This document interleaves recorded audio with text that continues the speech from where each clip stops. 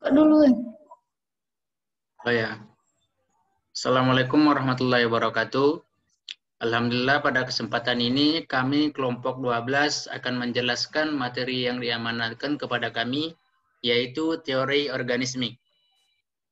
Sini yang akan menjelaskannya adalah kelompok 12 yang terdiri dari saya sendiri, kemudian ada Irma Kurniawati. Untuk penjelasan pada pertama akan dijelaskan oleh saya sendiri,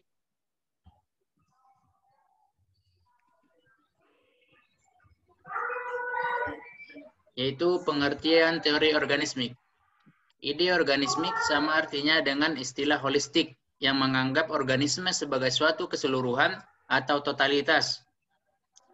Teori organismik mendapat masukan dari artikel John Dewey yang menggemparkan The Reflex Art Concept in Psychology, Aristoteles, God, Spinoza, dan William James disebut-sebut sebagai yang memberikan peresmian dari nama teori organismik perkembangan.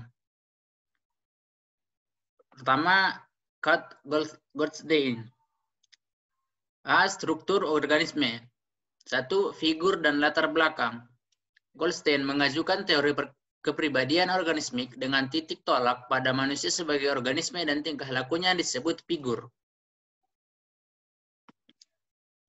Misalnya, keadaan sangat cemas, organisme pokok dari organismik adalah figur dan latar belakang. Figur and ground adalah sebagai berikut. 1. Suatu figur adalah setiap proses yang muncul dan menonjol dari suatu latar belakang. 2. Yang dapat menjadi figur tidak hanya benda-benda real saja, tetapi figur juga berupa tindakan atau aktivitas-aktivitas organisme. Apa bedanya antara figur dan latar belakang? 1. Figur adalah sesuatu yang mempunyai batas yang mengelilinginya dan memisahkan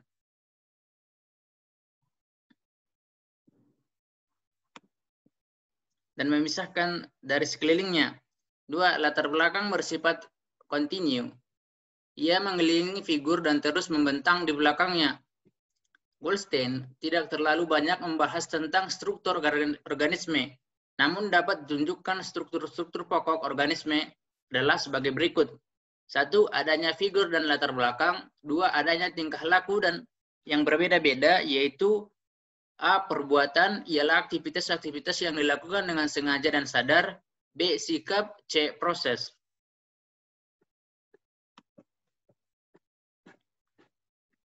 B. Dinamika organisme. 1. Proses ekualisasi Goldstein merumuskan bahwa banyak energi dalam organisme adalah tetap, konstan, dan cenderung untuk berbagi rata kepada organisme. Prinsip-prinsip ekualisasi antara lain. Pertama, adanya ketepatan, koherensi atau keterpaduan, dan keteraturan tingkah laku di tengah gangguan stimulus. Yang kedua, bagi orang yang normal, ekualisasi akan selalu terjaga.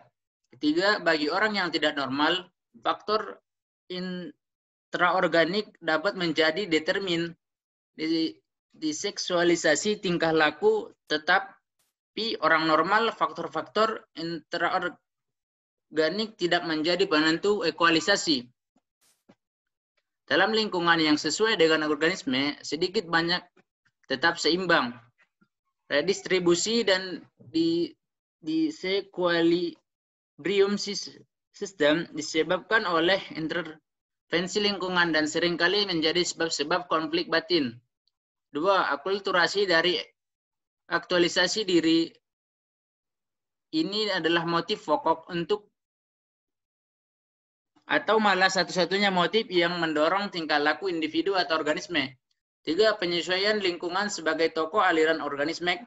Goldstein menekankan pentingnya faktor dalam diri, determin, dan tingkah laku serta prinsip bahwa organisme mendapatkan lingkungan yang paling serasi untuk aktualisasi diri, namun tidak berpendirian ekstrim dan menganggap individu umum terhadap pengaruh luar. Baik, selanjutnya akan dilanjutkan oleh Irma Kurniawati.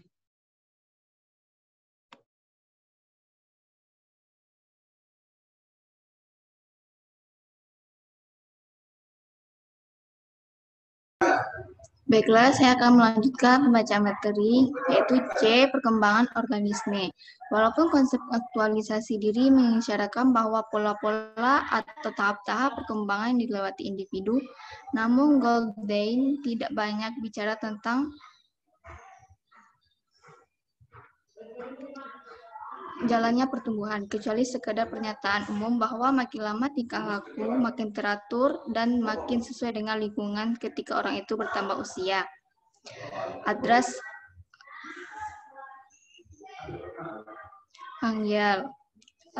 Angyal juga berasal dari Eropa. Dia belajar di Universitas Wina, memperoleh gelar doktor dalam filsafat pada tahun 1972. Selain itu, ia juga belajar di Universitas Turin dan mendapat gelar ilmu kedokteran pada tahun 1932. Setelah itu, lalu pergi ke Amerika. Beberapa tahun, Angyal bekerja di perguruan tinggi, tetapi kemudian ia lalu membuka praktik sebagai psikiater. Karyanya yang terutama adalah Foundation for a Kind of Personality pada tahun 1914. Goldstein dan Angyal berpendapat bahwa sebenarnya kita membutuhkan ilmu pengetahuan baru mengenai manusia, yang sifat terutamanya tidak hanya psikologis, sosiologis, atau fisiologis, tetapi hanya mencakup pribadi sebagai keseluruhan.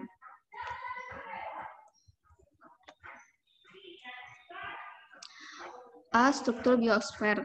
Konsep biosfer untuk menunjukkan kesatuan holistik antara individu, bukan sebagian yang saling mempengaruhi.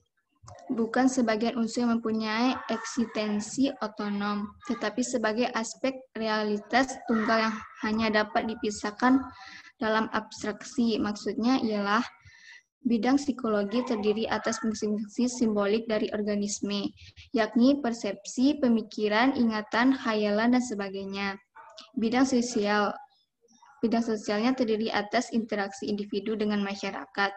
Organisasi biosfer terdiri dari sistem-sistem yang secara struktural saling berhubungan. Perbedaan terbesar dan terpokok pada biosfer adalah individu sebagai subjek dan lingkungan sebagai objek. Biosfer bersifat bipolar. Pol yang satu adalah organisme dan pol yang kedua adalah lingkungan.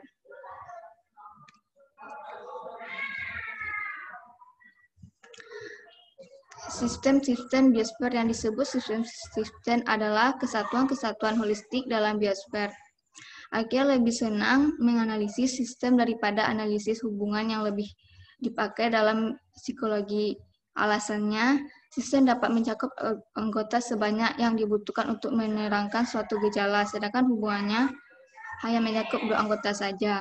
Suatu sistem mempunyai komponen-komponen yang terkait satu sama lain. Posisi masing-masing komponen dalam sistem tersebut dari suatu sistem, anggota-anggotanya tidak perlu mempunyai hubungan yang langsung satu sama lain, tetapi anggota-anggota lain satu hubungan harus berhubungan dengan satu sama lain. Maka dapat disebut gejala itu sudah ditentukan dengan tepat dan dijelaskan sepenuhnya. Salah satu sifat penting dari suatu sistem adalah rigiditas atau kaku, atau plastisitas luas fleksibel. Maka antara keduanya dibedakan sebagai berikut. A. Sistem rigid, sifatnya kaku. Bagian-bagiannya mempunyai posisi pasti, relatif, dan tidak digeser. B. Sistem plastis, sifatnya plastis. Posisi bagian-bagian lebih lentur, fleksibel, berpindah-pindah untuk konstelasi dalam sistem. 2. Dimensi struktur kepribadian. Ada 3 pokok dimensi biosfer, yaitu dimensi vertikal, dimensi progresif, dan dimensi transvers. Dimensi vertikal muncul dari tingkah laku yang nampak. Jadi pada permukaan biosfer sampai ke inti biosfer. Dimensi progresif adalah rangkaian tindakan yang membawa orang makin dekat dengan tujuan akhir.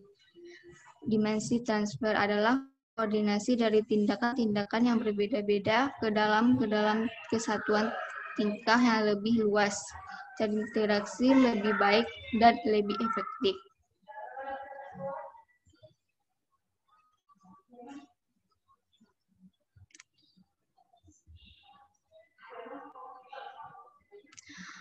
Tiga, diri simbolik.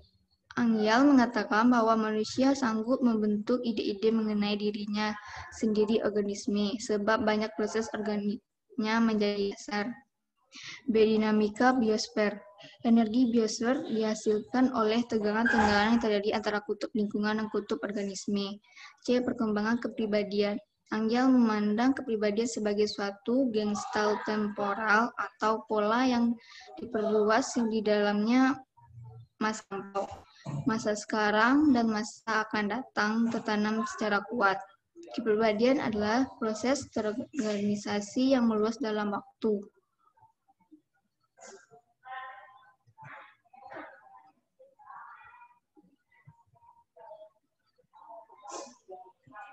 Baik, cukup sekian presentasi yang dapat kami sampaikan. Apabila ada kata-kata yang salah, kami mohon maaf. Dan jika ada pertanyaan, teman-teman bisa menuliskannya di kolom komentar. Cukup sekian, terima kasih. Assalamualaikum warahmatullahi wabarakatuh.